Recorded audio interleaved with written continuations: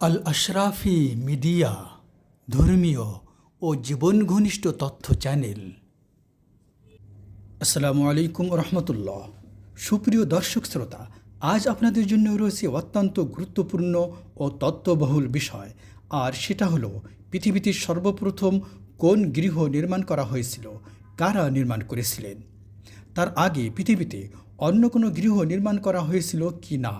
গবেষণায় দেখা যায় মানুষ পৃথিবীতে আগমনের পূর্বে সাধারণত সব প্রাণী ছিল, আর প্রাণীদের মধ্যে মানুষের পর বুদ্ধিমান প্রাণী হলো জিন। মানুষ পৃথিবীতে আগমনের পূর্বে জিন জাতি বসবাস করত, কিন্তু বিভিন্ন গবেষণায় দেখা যায় জিন জাতি সূক্ষ্ম, অতি সূক্ষ্ম হওয়ার কারণে তারা বসবাসের জন্য কোনো গৃহ নির্মাণ করেনি। জিনরা সাধারণত বৃহৎ বৃক্ষ ও পাহাড়ে রাত্রি যাপন করে থাকে, আর বজ্রপাত ও অন্যান্য প্রাকৃতিক দুর্যোগ ও দুর্বিপাকের থেকে বাঁচার জন্য পাহাড়ের গুহায় আশ্রয় নিয়ে থাকে। প্রাণীদের মধ্যে সর্বশ্রেষ্ঠ ও বুদ্ধিমান প্রাণী হল মানুষ।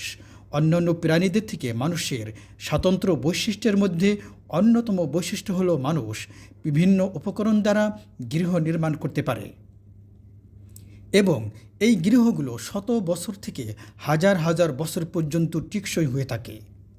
প্রাণীদের মধ্যে যেহেতু একমাত্র মানুষই আছে যারা বসবাসের জন্য গৃহ নির্মাণ করে থাকে, তাহলে পৃথিবীতে প্রথম মানুষ কে ছিলেন? কুরআন ও হাদিস অনুযায়ী প্রথম মানব ও মানব হিসেবে ছিলেন হজরত আদম আলহিসাল্লাতু ওয়াসাল্লাম ও হজরত হাওয়া আলহিসাল্লাতু ওয়াসাল্লাম। এ দুজনকেই যখন জান্নাত থেকে পৃথিবীতে অবতরণ করানো হয়, তখন কি তারা বসবাসের জন্য গৃহ নির্মাণ করেছিলেন? এ সংক্রান্ত তথ্যের জন্য আমরা সরাসরি কুরআনে যেতে পারি এবং দেখে নিতে পারি সেখানে আল্লাহ তাআলা কী বলেছেন। কুরআনুল কারিমে আল্লাহ তাআলা সূরাতুল আলে ইমরানের ৯৬ ও ৯৭তম আয়াতে এইভাবে বলেছেন, ইন্না আউয়ালা বাইতিন উযিআ লিন-নাসি লাল্লাযী বিবাক্কাতা মুবারাকান ওয়া হুদাল লিল আলামিন। অর্থ, নিঃসন্দেহে সর্বপ্রথম ঘর যা মানুষের জন্য নির্ধারিত হয়েছে সেটাই হচ্ছে এ ঘর যা বাক্কায় অবস্থিত এবং সারা জাহানের মানুষের জন্য হিদায়াত ও বরকতময়। এর ৯৭তম আয়াতে বলা হয়েছে, ফীহি আয়াতুম বাইয়িনাতুম মাকামু ইব্রাহিম ওয়া মান দাখালাহু কানা আমিনা। অর্থ, এতে রয়েছে মাকামে ইব্রাহিমের মতো প্রকৃষ্ট নিদর্শন, আর যে লোক এর ভিতরে প্রবেশ করেছে সে নিরাপত্তা লাভ করেছে। উপরোক্ত আয়াত থেকে এটা সুস্পষ্টভাবে প্রমাণিত হলো যে পৃথিবীতে সর্বপ্রথম ঘর যেটা নির্মাণ করা হয়েছিল বাক্কায়, যার বর্তমান নাম হলো মক্কাতুল মুকাররমা। এ ঘর কারা নির্মাণ করেছিল, জিনজাতি নাকি ফেরেশতারা? বাইহাকি বর্ণিত রাসূলুল্লাহ সাল্লাল্লাহু আলাইহি ওয়াসাল্লাম বলেন, হজরত আদম আলাইহিসসালাতু ওয়াসাল্লাম ও হজরত হাওয়া আলাইহিসসালাতু ওয়াসাল্লামকে যখন পৃথিবীতে অবতরণ করানো হয়, তখন আল্লাহ তাআলা আদম আলাইহিসসালামকে ও হাওয়া আলাইহিসসালামকে জিবরাইলের মাধ্যমে কাবা ঘর নির্মাণের আদেশ দেন। এই গৃহ নির্মিত হয়ে গেলে তাদেরকে তাওয়াফ করার জন্য আদেশ দেওয়া হয় এবং বলা হয়, আপনি সর্বপ্রথম মানব এবং এই গৃহ সর্বপ্রথম গৃহ যা মানব মণ্ডলীর জন্য নির্দিষ্ট করা হয়েছে। ইবনে কাসির। কুরআনুল কারিমে কাবা ঘরের আরও দুটি নাম পাওয়া যায়, একটি হলো বাইতুল্লাহ এবং অপরটি হলো বাইতুল আতিক। আর কাবা ঘরের চতুর্দিকের স্থানকে বলা হয় মসজিদুল হারাম। বর্ণিত আছে হজরত আদম আলাইহিসসালাতু ওয়াসাল্লাম জিবরাইলের মাধ্যমে ৫টি পাহাড়ের পাথর দিয়ে কাবা ঘর নির্মাণ করেছিলেন। পাহাড়গুলো হলো ১. জাবালে হীরা বা হীরা পর্বত, ২. জুদি পাহাড়, ৩. লুবনান পাহাড়, ৪. সিনাই বা তুরে সিনিন পাহাড়, ৫. জাইতুন পাহাড়। কাবাঘর নির্মাণ হয়ে গেলে আল্লাহ তাআলা আদম আলাইহিসসালামকে, আদিমাতা হাওয়া আলাইহিসসালামকে এবং পৃথিবীতে অবস্থানরত সকল ফেরেশতাগণকে নির্দেশ দেন এই গৃহকে ৭ বার তাওয়াফ করতে। আল্লাহ তাআলা মানবজাতির রহমত ও বারকাতের জন্য এই গৃহকে নিদর্শন করেন, আর এই ঘরকে ঘিরে মানবজাতির বসতি, ইবাদত, ইহলৌকিক ও পারলৌকিক কল্যাণ সাধনের কথা ঘোষণা করেন। কাবাঘর নির্মাণের প্রায় 2000 বছর পর নূহ আলাইহিসসালাতু ওয়াসাল্লামের যুগে মহাপ্লাবনে কাবাঘর ধ্বংস হয়ে যায়। বিভিন্ন বর্ণনায় পাওয়া যায় নূহ আলাইহিসসালাতু ওয়াসাল্লামের প্লাবনে কাবাঘর ধ্বংস হওয়ার পর প্রায় 2670 বছর পর আল্লাহ তাআলার আদেশে হজরত ইব্রাহিম আলাইহিসসালাতু ওয়াসাল্লাম ও হজরত ইসমাঈল আলাইহিসসালাতু ওয়াসাল্লাম কাবাঘর পুনর্নির্মাণ করেন। ইসমাঈল আলাইহিসসালাতু ওয়াসাল্লাম পার্শ্ববর্তী পাহাড় থেকে পাথর এনে দিতেন, আর ইব্রাহিম আলাইহিসসালাতু ওয়াসাল্লাম সেই পাথর দ্বারা কাবাঘর নির্মাণ কাজ সম্পূর্ণ করতেন। এক পর্যায়ে কাবাঘরের দেয়াল যখন উঁচু হয়ে গেল, তখন আল্লাহ তাআলা এক কুদরতি পাথর পাঠালেন, যাকে পরবর্তীতে নাম দেওয়া হয় মাকামি ইব্রাহিম। এ পাথর যখন ইব্রাহিম আলাইহিসসালাতু ওয়াসাল্লামের উঁচুতে ওঠার প্রয়োজন হতো, তখন এ পাথর ইব্রাহিম আলাইহিসসালাতু ওয়াসাল্লামকে উঁচুতে ওঠাতো এবং নিচে নামার প্রয়োজন হলে নিচে নামিয়ে দিত। এভাবে ইব্রাহিম আলাইহিসসালাতু ওয়াসাল্লাম কাবাঘর নির্মাণ কাজ সম্পূর্ণ করতে সময় লাগে 40 দিন। যেদিন কাবাঘর নির্মাণ কাজ শেষ হয় সেদিন ছিল 10ই মুহররম। তবে ইব্রাহিম আলাইহিসসালাতু ওয়াসাল্লাম কাবাঘর পুনর্নির্মাণ কাজ সম্পন্ন করলেও তিনি কাবাঘরের ছাদ দিতে পারেননি। ইব্রাহিম আলাইহিসসালাতু ওয়াসাল্লামের নির্মাণকৃত কাবার উচ্চতা ছিল 9 হাত, দৈর্ঘ্য ছিল 30 হাত ও প্রস্থ ছিল 22 হাত। বিভিন্ন বর্ণনায় পাওয়া যায় ইব্রাহিম আলাইহিসসালাতু ওয়াসাল্লামের কাবাঘরের নির্মাণের স্থায়িত্বকাল ছিল প্রায় 4000 বছর। এই 4000 বছর বনু খুজাইর গোত্র কাবাঘরের রক্ষণাবেক্ষণের দায়িত্ব পালন করেন। খুজাইর গোত্রের পতনের পর মক্কার শাসন ক্ষমতায় আসেন কুরাইশ বংশের প্রতিষ্ঠাতা কুসাই বিন কিলাব। কুরাইশরা 500 খ্রিস্টাব্দ থেকে 631 খ্রিস্টাব্দের মক্কা বিজয়ের পূর্ব পর্যন্ত মক্কার শাসন ও কাবাঘরের রক্ষণাবেক্ষণের দায়িত্ব পালন করেন। কুসাই বিন কিলাবি সর্বপ্রথম তাওয়াফের জন্য কাবার আঙ্গিনা চিত্রিত করেন, যা আজও বিদ্যমান। তিনি কাবার ছায়ায় দারুন নাদওয়া বা পরামর্শ সভা প্রতিষ্ঠিত করেন।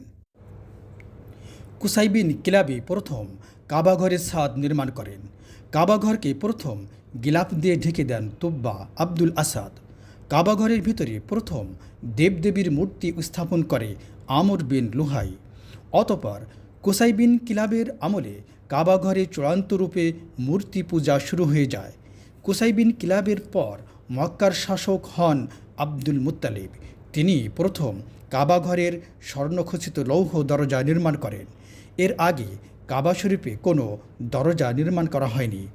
আব্দুল মুত্তালিবের শাসন আমলে ইয়েমেনের বাদশাহ আবরাহা প্রতিষ্ঠিত কুলাইস গির্জাকে শ্রেষ্ঠত্ব প্রমাণের জন্য কাবা থেকে হজ স্থানান্তরের উদ্দেশ্যে কাবাকে ধ্বংস করার পরিকল্পনা করে বিরাট হস্তি বাহিনী নিয়ে অগ্রসর হয়। আল্লাহ তাআলা তার সমুচিত জবাব দিয়ে দেন, যাহা কুরআনুল কারিমে সূরাতুল ফিলে বর্ণিত রয়েছে। রাসূলুল্লাহ সাল্লাল্লাহু আলাইহি ওয়াসাল্লামের বয়স যখন 35 বছর, তখন এক বেদুইন মহিলা কৌতূহলবশত কাবাঘরের গিলাফকে আগুন দিয়ে পরীক্ষা করতে যায় যে আগুন ধরে কিনা, কিন্তু অসতর্কতাবশত আগুন লেগে কাবাঘরের গিলাফ পুড়ে যায়। এমনি করে রাসূলুল্লাহ সাল্লাল্লাহু আলাইহি ওয়াসাল্লামের নবুয়াত প্রাপ্তির কিছুকাল পূর্বে মক্কা নগরীতে বিরাট বন্যা হয়। এতে করে মক্কা নগরীর ঘরবাড়ি ধ্বংস হয়ে যায়, সেই সাথে কাবাঘরের দেয়ালও ধসে পড়ে যায়, যার কারণে সর্বসম্মতিক্রমে কাবাঘরকে পুনর্নির্মাণের সিদ্ধান্ত গৃহীত হয়। এ নির্মাণের অন্যতম বৈশিষ্ট্য ছিল কুরাইশগণ কাবার উচ্চতা আরও 9 হাত বৃদ্ধি করে মোট 18 হাত করেন এবং সাথে সাথে কাবাঘরের ছাদও পুনর্নির্মাণ করেন, আর কাবার পশ্চিম দিকে দরজা বন্ধ করে দেন এবং পূর্ব দিকে ভূমি থেকে অনেক উঁচুতে একটি মাত্র দরজা দেন, যাতে করে খুব সহজে কেউ কাবাঘরের ভিতরে প্রবেশ করতে না পারে। সম্পূর্ণ নির্মাণ কাজ বৈধ অর্থ হলেও অর্থ কষ্টে তারা উত্তর দিকে কাবাঘরের মূল ভিত্তির চিহ্ন রেখে 7 হাত বাদ দিয়ে কাবাঘর নির্মাণ করেন। এই খালি অংশকে বলা হয় হাতিম। ইতিহাসে রয়েছে ইয়াজিদের শাসন আমলে হুসাইন নামক এক ব্যক্তির মিনজালিক ব্যবহারের কারণে, মতান্তরে হাজ্জাজ বিন ইউসুফকে মিনজালিক ব্যবহারের কারণে অসতর্কতা হেতু কাবাঘরের গিলাফে আগুন ধরে যায় এবং কাবাঘর ক্ষতিগ্রস্ত হয়, ফলে কাবাঘরের পুনর্নির্মাণের প্রয়োজনীয়তা দেখা দেয়। এ যুদ্ধে হাজ্জাজ বিন ইউসুফের পরাজয় হলে মক্কার শাসক ক্ষমতায় আসেন উম্মুল মুমিনিন হজরত আয়েশা রাদিয়াল্লাহু তাআলা আনহা এর ভাগিনা হজরত আবদুল্লাহ বিন জুবাইর।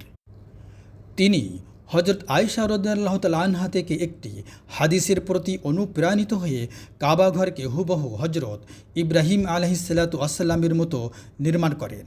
কুরাইশদের বাদ দিয়া 7 হাত হাতিমকে তিনি কাবার সঙ্গে সংযুক্ত করে দেন এবং কাবাকে তিনি পুরো ইব্রাহিম আলাইহিসসালাতু ওয়াসসালামের নির্মিত কাঠামোতে নির্মাণ করেন। প্রবেশ ও বহির্গমনের জন্য 2টি দরজাও নির্মাণ করেন। ছাদের ভারসাম্য রক্ষার জন্য তিনি কাবার ভিতরে 3টি কাঠের স্তম্ভ দেন এবং কাবার উচ্চতা আরও 10 হাত বাড়িয়ে দেন।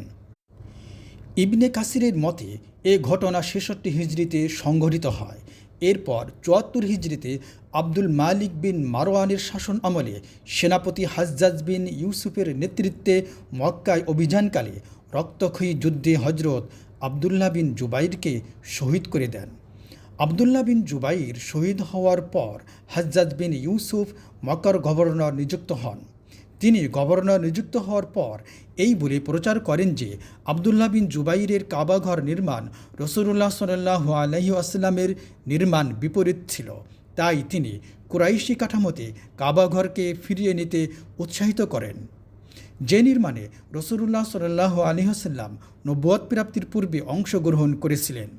তাই তৎকালীন শাসক আব্দুল মালিক বিন মারওয়ানের সম্মতিক্রমে তিনি আবদুল্লাহ বিন জুবাইরের নির্মাণকৃত কাবাঘরকে ভেঙে এর কাঠামোকে পরিবর্তন করে কুরাইশি আদলে পুনর্নির্মাণ করেন। এরপর বাদশাহ হারুনুর রশিদ কাবাকে আবদুল্লাহ বিন জুবাইরের ইব্রাহিমী কাঠামোর আদলে পুনর্নির্মাণ করতে চাইলে ফিতনার আশঙ্কায় তৎকালীন ফকিহ ও আলিম সমাজ, বিশেষত ইমাম মালিক রহমতুল্লাহ আলাইহি তা নিষিদ্ধ ঘোষণা করেন। সুপ্রিয় দর্শক শ্রোতা, এটি ছিল পবিত্র কাবাঘরের ইতিকথা। তবে বর্তমান বা আধুনিক কাবাঘরের কথা জানতে ইচ্ছা করে সবারই, আর সেটাই এখন আপনাদের জানাবো। আধুনিক হিসাব অনুযায়ী বর্তমান কাবাঘরের উচ্চতা পূর্ব দিক থেকে 14 মিটার, পশ্চিম দিক থেকে 12.11 মিটার, উত্তর দিক থেকে 11.28 মিটার, দক্ষিণ দিক থেকে 12.11 মিটার। ভূমি থেকে কাবার দরজার উচ্চতা 2.5 মিটার, দরজার দৈর্ঘ্য 3.06 মিটার ও প্রস্থ 1.68 মিটার। বর্তমান কাবাঘরের দরজা সৌদি আরবের বাদশাহ খালেদের উপহার, যেটা নির্মাণ করতে ব্যয় হয়েছিল প্রায় 280 কেজি 22 ক্যারেট মূল্যবানের স্বর্ণ দিয়ে। আর পৃথিবীতে একমাত্র কাবাঘরের দরজাই স্বর্ণের দ্বারা নির্মিত। কাবা শরীফের ছাদকে সুরক্ষার জন্য 3টি কাঠের পিলার বা স্তম্ভ রয়েছে। প্রতিটি পিলারের ব্যাস 44 সেন্টিমিটার। কাবাঘরের ভিতরের দেয়ালগুলো সবুজ ভেলভেটের পর্দা দিয়ে আবৃত। এই পর্দাগুলো প্রতি 3 বছর পর পরিবর্তন করা হয়। কাবাঘরের ছাদে 127 সেন্টিমিটার লম্বা ও 104 সেন্টিমিটার প্রস্থের একটি ভেন্টিলেটর রয়েছে, যা দিয়ে ভিতরে সূর্যের আলো প্রবেশ করে। এটা একটি কাঁচ দিয়ে ঢাকা থাকে। প্রতি বছর 2 বার কাবাঘরের ভিতর ধৌত করা হয়। কাবা শরীফকে প্রথম ধৌত করেন রাসূলুল্লাহ সাল্লাল্লাহু আলাইহি ওয়াসাল্লাম মক্কা বিজয়ের দিন এবং প্রথম আজান দেন হজরত বিলাল রাদিয়াল্লাহু তাআলা আনহু। কাবা শরীফের গিলাফ সিল্কের তৈরি কালো রঙের, এর উপর স্বর্ণের সুতা দিয়ে ক্যালিওগ্রাফি করা হয় আল্লাহর 99 নাম, আয়াতুল কুরসি, কালিমা শাহাদাত সহ পবিত্র কুরআনুল কারিমের অন্যান্য আয়াতসমূহ। এতে ব্যয় হয় 21 ক্যারেটি স্বর্ণের 120 কেজি ও 100 কেজি রৌপ্য। কাবা শরীফের গিলাফটি কিসওয়াহ নামে পরিচিত, আর এই গিলাফটি প্রতি বছর পহেলা মুহররম পরিবর্তন করা হয়। কাবা শরীফের গিলাফটি পৃথিবীর মধ্যে সবচেয়ে ব্যয়বহুল ও দামি বস্ত্র হিসেবে গণ্য করা হয়। প্রিয় দর্শক শ্রোতা, আশা করি ভিডিওটি আপনাদের ভালো লেগেছে। আর ভালো লেগে থাকলে একটি লাইক দিন। কোনো প্রশ্ন থাকলে কমেন্টস বক্সে প্রশ্ন করুন, ইনশাল্লাহ উত্তর দেওয়া হবে। সাবস্ক্রাইব করা না থাকলে সাবস্ক্রাইব করুন পরবর্তী ভিডিও দেখার জন্য। ধন্যবাদ। আসসালামু আলাইকুম ওয়া রাহমাতুল্লাহ।